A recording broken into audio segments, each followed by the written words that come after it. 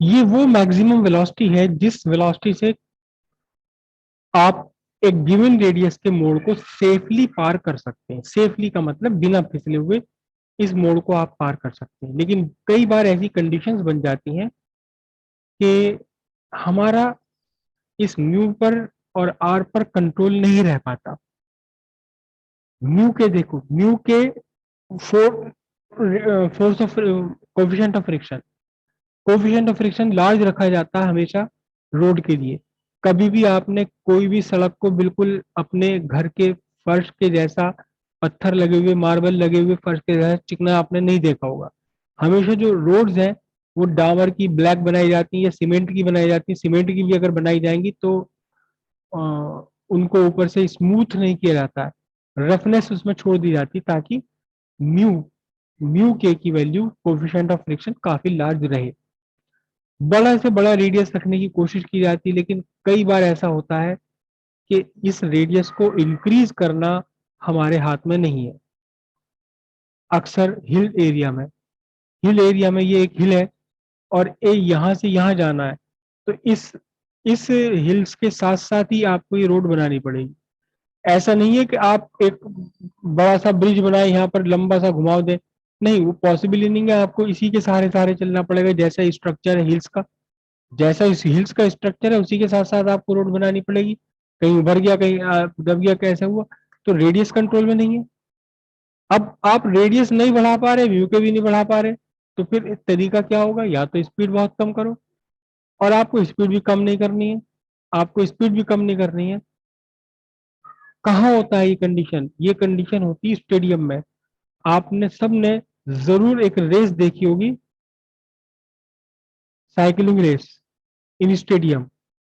Stadium के अंदर stadium के अंदर आपने साइकिलिंग रेस देखी होगी, तो वहां स्टेडियम एक अलग तरह का स्टेडियम होता है। वो उस स्टेडियम के जो किनारे हैं वो बाहर की तरफ खड़े बनाए जाते हैं, हल्का सा किनारा खड़ा होगा। क्यों? क्योंकि वहां हम ये तो पार्टिसिपेंट को तो ये कह नहीं सकते कि भाई जरा धीरे चला, गिर जाएगा, फिसल जाएगा, धीरे चला, अपनी स्पीड कम कर। जो पार्टिसिपेंट है जो यहाँ इस पे साइकिलिंग कर रहा है, वो तो अपनी फुल स्पीड में जितनी मैक्सिमम हो सकता है उतनी स्पीड पे चलाएगा। म्यू के हमने ठीक है सिर्फ सरफेस को सीमेंट का बना दिया, रफ बना दिया, लेकिन इसकी भी तो एक लिमिट है, इसके बढ़ने की भी तो एक लिमिट है। आर भी हम कम नहीं कर पा रहे। क्यों? क्योंकि स्टेडियम ऐसा तो है नहीं पूरे शहर के बराबर एक स्टेडियम बना लिया जाएगा।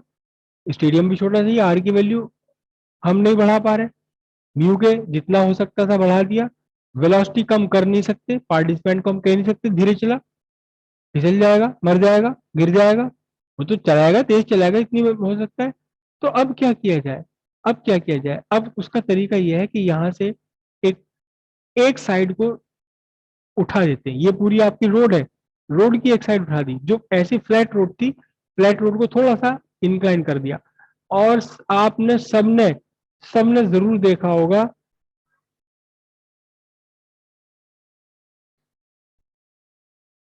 मौत का कुआं। आपने सबने देखा होगा, सबने मौत का कुआं जरूर देखा होगा। आप अच्छे से उसमें जानते हैं कि उसमें कितना ज्यादा तिरछा होता है उसकी दीवारें। ये मौत का कुआं, इसके अंदर वो बाइक लगा के, कार लगा के इस पर घूमते रहते हैं। खड़ी दीवारें होती है, करीब करीब खड़ी दीवारें होती है। तो ये दीवारें खड़ी होने से इन्हें क्या फायदा होता है? भाई कुआं बनाना है आपको, कुआं बनाना है तो फिर तो कुएं जैसा स्ट्रक्चर तो बनाना पड़ेगा। लेकिन कुएं का जो असली स्ट्रक्चर होता है, जो पानी का कुआं है, उसमें तो दीवारें बिल्कुल भी इंक्लाइन नहीं होती। उसमें सीधे सीधे कैसी होती है? वर्टिकल होती है।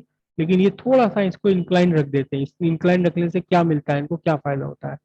ये जो पूरा का पूरा angle greater than friction greater, नहीं नहीं प्रखर, अभी आप थोड़ा सा कंफ्यूज है।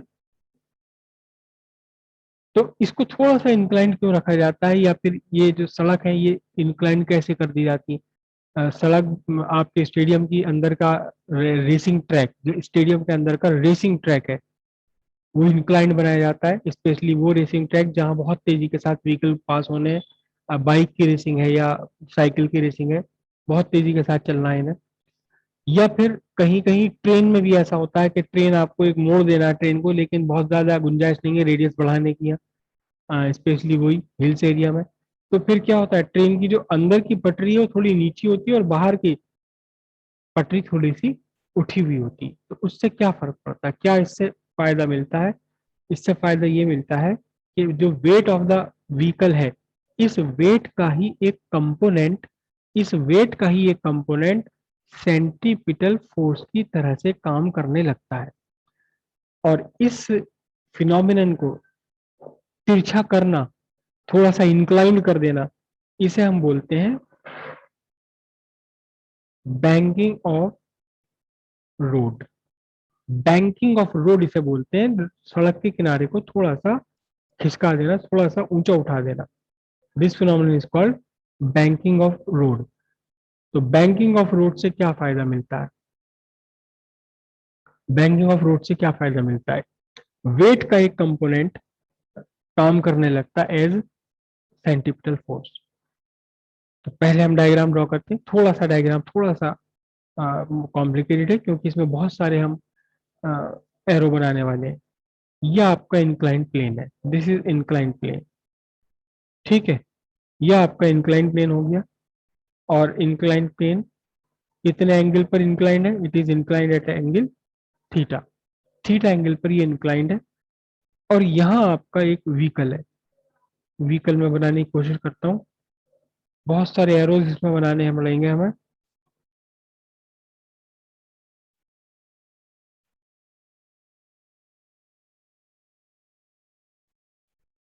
ये आपका व्हीकल है और ये व्हीकल के टायर्स हैं। ये दूर से अपनी तरफ आ रहा है। इमेजिन करो कि ये पेपर से बाहर निकल कर आ रहा है। पेपर से बाहर निकल कर आ रहा है और लगातार घूम भी रहा है। लगातार ये घूम भी रहा है। ठीक है, तो घूम रहा है एक इमेजिनरी सर्किल पर। एक इमेजिनरी सर्किल पर घूम रहा है। ये मैंने वो इमेजिनरी सर्किल बना लिया, हमें दिखाई नहीं दे रहा। फिर से मैं मौत के कुएं पर वापस आ रहा हूँ। देखो ध्यान से, अगर एक बाइकर यहाँ घूम रहा है इसके ऊपर, यहाँ, तो जिस सर्किल पर ये बाइकर मूव कर रहा है, ये सेंटर उसका हवा में कहीं होगा, क्योंकि ये वॉल के ऊपर, दीवार के ऊपर घूम रहा है यहाँ। तो जिस सर्किल के अबाउट घूम रहा है, जिस सर्किल की सरकमफ्रेंस पर ये घूम रहा है, उस सर्किल का सेंटर कहीं बीच में हवा में होगा। अक्सर बुक्स में जो है, कई किताबें, ज्यादा सब में तो नहीं, लेकिन एक आध किताब ऐसी जिसमें सेंटर यहाँ लिया गया है, ये सेंटर नहीं होता। ये सेंटर इंक्लाइन रोड का हो सकता है, लेकिन ये उस सर्किल का सेंटर नहीं होता जिस सर्किल पर आपका व्हीकल घूम रहा है। ठीक है, और ये आपके सर्कुलर पाथ की रेडियस हो गई। This is the radius of circular path R. मैं यहाँ बनाऊंगा सारी की सारी फोर्सेस। एक्चुअली यहाँ बननी चाहिए, लेकिन यहाँ बनाऊंगा इस एक पॉइंट पर। ठीक है, तो सबसे पहले हम क्या ड्रॉ करेंगे? Weight of the body. Weight of the body exactly vertically downward, exactly vertical downward, ये वेट ऑफ द बॉडी हो गया mg। करेक्ट। ठीक है, और एक नॉर्मल रिएक्शन यहाँ काम करेगा। रिएक्शन कौन सा होता है? Perpendicular to the surface. This is the normal reaction. This is the normal reaction perpendicular to the surface. ठीक है, अगर आपका जो व्हीकल है, अगर व्हीकल, आपके व्हीकल की स्पीड जरूरत से ज्यादा हो गई, जितनी हम कैलकुलेट करेंगे उस कैलकुलेटेड स्पीड से ज्यादा स्पीड हो गई, तो व्हीकल बाहर की तरफ फिसल जाएगा। कभी आप ध्यान से देखना, कभी आप ध्यान से देखना, कोई रेसिंग, अगर आपको बाइक रेसिंग अगर आपको दिखा रहे हो, ये आपकी घुमावदार सड़क है, घुमावदार रोड है, और कोई बाइक वाला फिसला, कोई बाइक से यहाँ जा रहा था, ये फिसल गया, तो आप देखना ध्यान से, हमेशा ही बाहर की तरफ को फिसलता है। ये यहाँ इधर जाके जो आउटर फेंसिंग है, बाहर की जो दीवार है, इसमें जाके टक्कर मार देगा ये। कभी भी अंदर की तरफ नहीं फिसलेगा, बाहर की तरफ फिसलेगा हमेशा। क्यों? क्योंकि इसने स्पीड अपनी जरूरत से ज्यादा रखी, फोर्स ऑफ फ्रिक्शन या इंक्लिनेशन जो था वो सब का सब प्रोवाइड नहीं कर पाया। प्रोवाइड नहीं कर पाया तो क्या होगा? तो फिर इसकी जो स्पीड है, इसका इसका जो फिसलना है वो बाहर की तरफ फिसल जाएगा और सेंट्रीपिटल फोर्स नहीं मिल पाएगा। हाँ हर्षित त्यागी, ठीक है, मैं ओपन कर रहा हूँ mic.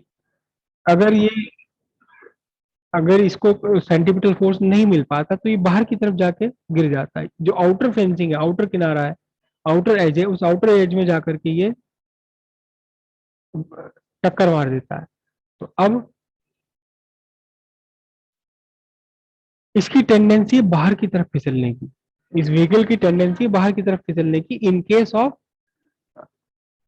Of low amount of low value of centripetal force. अगर सेंटीपिटल फोर्स कम पड़ जाए या ना मिल पाए तो फिर ये बाहर की तरफ फिसल जाएगा। तो फिर फोर्स ऑफ फ्रिक्शन कहाँ होगा? सीधी सी बात है, force of friction is down the plane. Force of friction, क्योंकि अप द प्लेन फिसलने की टेंडेंसी में है, तो फोर्स ऑफ फ्रिक्शन कहाँ है? This is the force of friction, this is force of friction down the plane. ठीक है। अब ये तो हमने तीन अपने अपने ड्रॉ कर लिए, तीन के तीन क्या ड्रॉ कर लिए?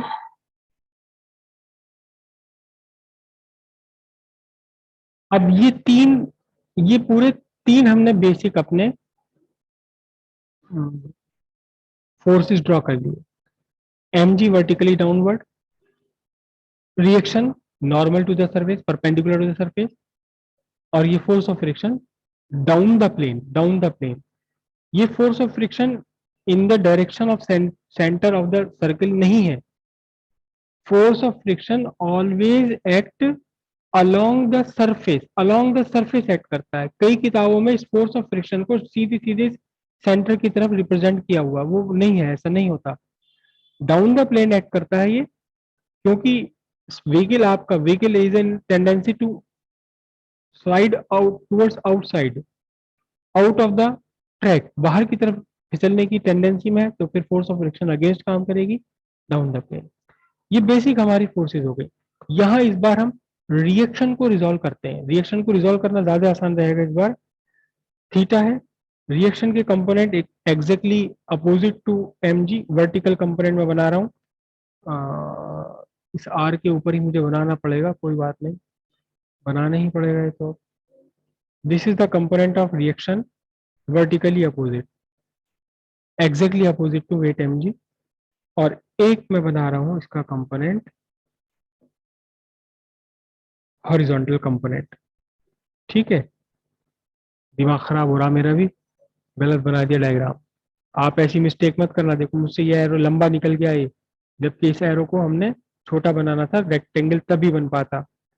ये रहा, देख रहे हो अब आप सब? ये जो मैंने सेंटर की तरफ लिया है कंपोनेंट ऑफ रिएक्शन, ये मैंने लंबा एरो बना दिया, जबकि मुझे आप एरो केवल यहाँ तक बनाना था। और यही मिस्टेक है ज्यादातर किताबों में, इन एरो की लेंथ उन्हें पता ही नहीं बनाने वालों को कितनी रखनी है। अब पहले हम डिसाइड करते हैं कि इसमें कौन एंगल क्या है। ये थीटा एंगल है, देखिए ध्यान से, और यहाँ राइट एंगल। तो ये एंगल आपका बन जाता है कितना? 90 माइनस थीटा। ध्यान से देखिए, मैं ड्रॉ नहीं करूंगा क्योंकि और ज्यादा कंजस्टेड हो जाएगा। 90 माइनस थीटा ये एंगल बना। फिर this is the horizontal direction, this is vertical direction, पूरा एंगल आपका 90। तो उसमें से एक अगर 90 माइनस थीटा है तो ये वाला फिर से क्या बन गया आपका? ये बन गया थीटा। थीटा। अब ध्यान से देखना, आप ध्यान से देखना, ये दिस इज आर, ये आर है। Reaction is normal to the surface, reaction is normal to the surface, force of friction is along the surface. तो R and force of friction, normal reaction and force of friction are perpendicular to each other. अब ये angle हमने कहा theta है, theta है ये वाला angle. कौन सा? जो एरो बनाया है मैंने सेंटर की तरफ, और आपका ये बना हुआ फोर्स ऑफ फ्रिक्शन का, इनके बीच का एंगल थीटा है ये। ठीक है। अब यहां देखिएगा ध्यान से, ये नॉर्मल रिएक्शन और force of friction, normal reaction and force of friction perpendicular to each other, इनके बीच में एक एंगल थीटा। तो ये वाला कितना आ जाएगा? 90 माइनस थीटा। अब 90 माइनस थीटा के साथ देखिए, this is the vertical component of normal reaction, this is horizontal line. इसमें से एक एंगल 90 माइनस थीटा, तो अल्टीमेटली यहाँ आकर आपका एंगल ये क्या बना? आपका ये एंगल थीटा बन गया, अल्टीमेटली थीटा बन गया। और फिर आपका जो नॉर्मल रिएक्शन का कंपोनेंट है opposite to weight, this is R cos theta. जिस कंपोनेंट के साथ थीटा बना वो कॉस कंपोनेंट है। और वो कंपोनेंट जो रिएक्शन का वो कंपोनेंट जो काम कर रहा है towards the centre of circular path, centre of circular path के अलोंग काम कर रहा है, दिस कंपोनेंट इज व्हाट? साले प्रिंसिपल काम ना दिखता है।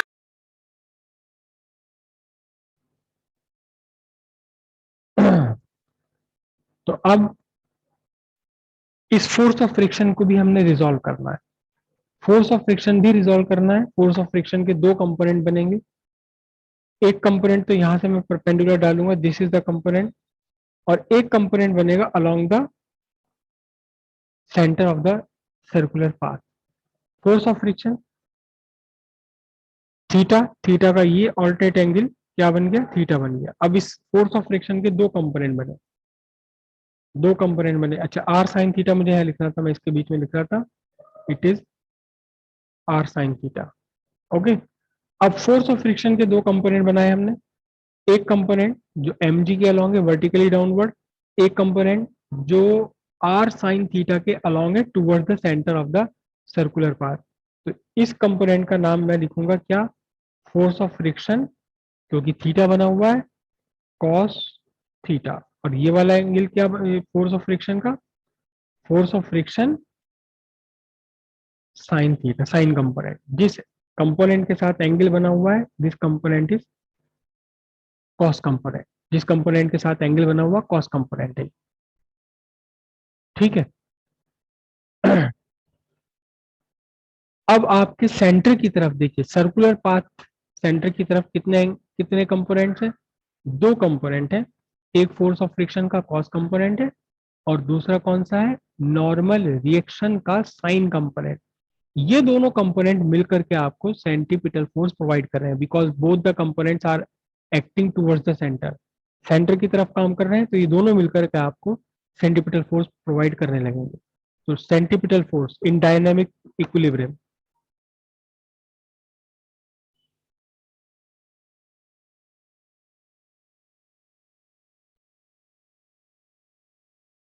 in dynamic equilibrium, in dynamic equilibrium,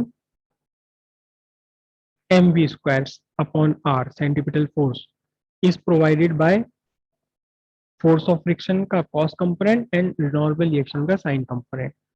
So it is force of friction cos theta plus normal reaction sin theta. Correct. अब देखें जरा, फोर्स ऑफ फ्रिक्शन कितना होगा? Force of friction is mu K R cos theta plus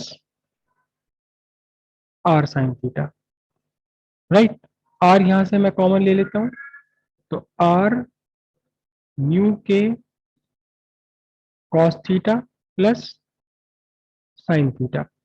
अब R देखें, R कितना है? देखिए ध्यान से, R is equal to nothing but R cos theta, R cos theta is equal and opposite to sine component of force of friction and mg. Actually r cos theta is equals to force of friction sin theta plus mg. तो अब हम पहले r को लिख लेते हैं, देखते हैं यहाँ r क्या बनता है। r is equals to, no sorry, r cos theta, r cos theta, this r cos theta is equals to sine component of force of friction and mg. Sine component of force of friction, force of friction sine component plus mg.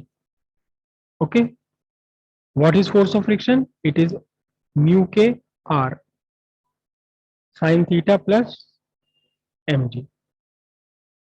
इधर क्या है आपका? r cos theta, दूसरी side ले लीजिए, r cos theta plus mu के r sin theta equals mg।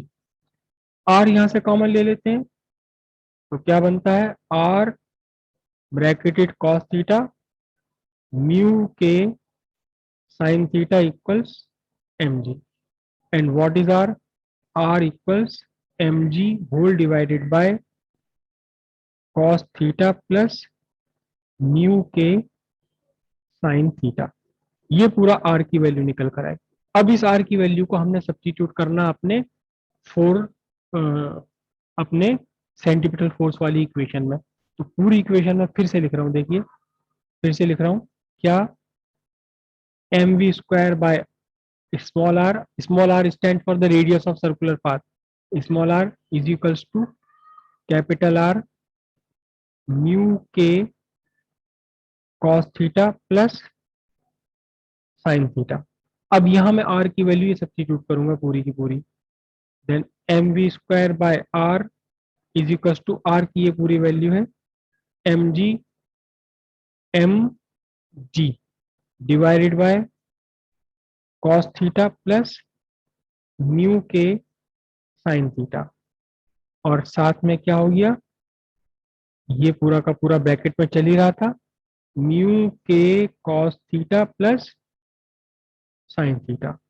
अब m cancel कर दीजिए आप, m आप कैंसिल कर दीजिए, वी स्क्वायर हमें फाइंड करना, r की वैल्यू सामने ले लीजिए, तो इक्वेशन क्या बनी आपके, v square is equal to g r r गया ब्रैकेट में क्या बचता था, म्यू के cos theta plus sine theta divided by cos theta plus mu के साइन थीटा। यह आपका फॉर्मूला हो गया। अब वी स्क्वायर फाइंड करने के लिए इस पूरे पर अंडर रूट लगा लीजिए, स्क्वायर रूट लगा लीजिए, तो v square is equal to क्या बचता है, v square v equals square root of इस पूरे पे स्क्वायर रूट लगा देना आपने, और कुछ भी नहीं करना, सिंपल यहाँ स्क्वायर रूट लगा दीजिए आप, क्या बनेगा, इसको लिखूंगा मैं म्यू के cos theta plus sine theta divided by cos theta plus mu के sine theta into G R metre per second. This is the velocity, this is the maximum velocity with which a vehicle can pass the turn safely without sliding or slipping। ऐसा भी हो सकता है, देखिए this is the velocity, recommended velocity, कि अगर इससे ज्यादा वेलोसिटी होगी, इस फॉर्मूले से जो भी वेलोसिटी हमने फाइंड करी, एक बार रोड को आपने बैंक कर दिया, बैंक करने का मतलब उसका एंगल जितना उठाना था वो आपने उठा दिया, जितना एंगल उठाना था वो आपने उठा दिया इस फॉर्मूले के हिसाब से, फोर्स ऑफ फ्रिक्शन आपने कंसीडर कर लिया म्यू के जो भी आपको प्रोवाइड हो सकता था, और उस स्पीड को आपने इस वाली स्पीड को मार्क कर दिया कहाँ, रोड साइड पर। अगर मेरे व्हीकल की स्पीड इस रिकमेंडेड वेलोसिटी से ज्यादा है तो मैं बाहर की तरफ फिसल जाऊंगा, क्योंकि मुझे सेंटीमीटर फोर्स नहीं मिल पाएगा, और अगर इस रिकमेंडेड वेलोसिटी से कम है तो फिर चांस है अंदर की तरफ फिसल जाने के, लेकिन अंदर की तरफ फिसलने के चांस कम होते हैं, क्योंकि फिर फोर्स ऑफ फ्रिक्शन, देखो फोर्स ऑफ फ्रिक्शन जो एकदम से उलट हो जाएगी, एकदम से पीछे बाहर चली जाएगी, तो ये वाला पूरी इक्वेशन वैलिड ही नहीं रहेगी, तो बाहर अंदर की तरफ फिसलने के चांस, स्लाइड डाउन के चांसेस कम है, लेकिन स्लाइड अप, स्लीपिंग अप की तरफ चांसेस ज्यादा है, अगर ये वेलोसिटी, व्हीकल की वेलोसिटी इस रिकमेंडेड वेलोसिटी से लार्जर हुई। अब हमें ये देखना है कि कितना इसके ऊपर उठा दिया गया, कितना बाहर वाले किनारे को अंदर वाले किनारे से कितना ऊंचा उठाया जाएगा, कितना ऊंचा उठाया जाएगा, और ये पूरी की पूरी क्या है, ये पूरी की पूरी आपकी, this is the width of the road, W, मैं इसे क्या लिखूंगा, W लिखूंगा, यहां से यहां तक ये विड्थ की चौड़ाई है। और एक्चुअली ये क्योंकि बहुत हल्का सा उभार होता है, हल्का सा ही स्लांट होता है, जो स्टेडियम है, स्टेडियम में तो बहुत ज्यादा उठा दिया जाता है बाहर वाली, क्योंकि वहां तो रेसिंग ट्रैक है, वहां तो किसी को हम स्पीड रेस्ट्रिक्ट कर ही नहीं सकते। एक बार आपने रोड बना दी, थीटा पर बैंक कर दिया, तो स्पीड रेस्ट्रिक्ट हो गई, लेकिन अगर आप स्टेडियम में रेसिंग करवा रहे हैं तो वहां हम स्पीड रेस्ट्रिक्ट करने के लिए थोड़ी लगाएंगे, तो वहां तो बहुत ज्यादा ऊंचा उठा दिया जाता है, मौत के कुएं में बहुत ज्यादा ऊंचा उठा दिया जाता है, क्योंकि वहां स्पीड रोकने, स्पीड लिमिट करना हमारी प्रायोरिटी नहीं है। लेकिन जहां लिमिट करना प्रायोरिटी है, वहां एक बार आपने उठा दी, तो हमें चेक करना है कि कितना उठाएं, बाहर वाला सिरा, सड़क का बाहर वाला सिरा अंदर वाले सिरे से कितना उठाए, जबकि रोड की विड्थ है W, क्योंकि बहुत कम उठाया जाता है, इस H की वैल्यू W के रेस्पेक्ट में बहुत कम होती है, तो इसलिए ये जो विड्थ है ये बेस के लगभग लगभग बराबर मान लेते हैं। हालांकि hypotenuse of triangle is always greater than the base and base और द परपेंडिकुलर, लेकिन फिर भी हम इस विड्थ को लगभग इसके बराबर मान लेते हैं। तो मैं यहाँ नाम लिख रहा हूँ OPQ, तो ट्राइंगल OPQ हम लगाएं, इन ट्राइंगल OPQ सीधे सीधे tan थीटा यहाँ लगा दीजिए, क्या बनेगा tan थीटा H/W, H/W बन जाएगा। और ये OP के इक्वल लगभग ले लेंगे तो यहाँ से H कितना निकल कर आएगा, आपका निकल कर आएगा width of the road into tan theta. This is the height which is to be raised from outer edge, जो बाहर के सिरे पर आपको अंदर वाले सिरे से बाहर के सिरे पर उठाना पड़ेगा। सीधी सी बात है, जितनी ज्यादा विड्थ होगी सड़क की उतना ही ज्यादा आपको ऊंचा उठाना पड़ेगा। अगर विड्थ आपकी सिर्फ यहाँ तक की होती सड़क की तो कम उठाना पड़ता, आपने सड़क बहुत चौड़ाई बनाई है तो आपको बहुत ज्यादा उठाना पड़ेगा। This is the height which is to be raised. Okay, अगर ये समझ नहीं आया तो हम इसे कल फिर डिस्कस कर लेंगे एक बार, क्योंकि आज डिस्टर्बेंस बहुत ज्यादा क्रिएट हो रहा था। लेस देन 1 मिनट बचा है, मैं इस मीटिंग को एंड कर रहा हूँ। अगर समझ नहीं आया तो एक बार कल फिर इसे डिस्कस कर लेंगे।